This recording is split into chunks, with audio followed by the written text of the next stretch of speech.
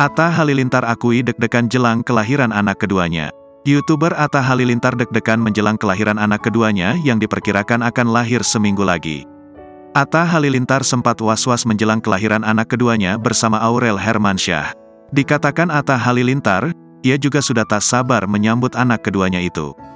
Tinggal seminggu lagi, Aurel melahirkan, kata Atta Halilintar dikutip dari Tribun Seleb, Senin, tanggal 30 Oktober tahun 2023.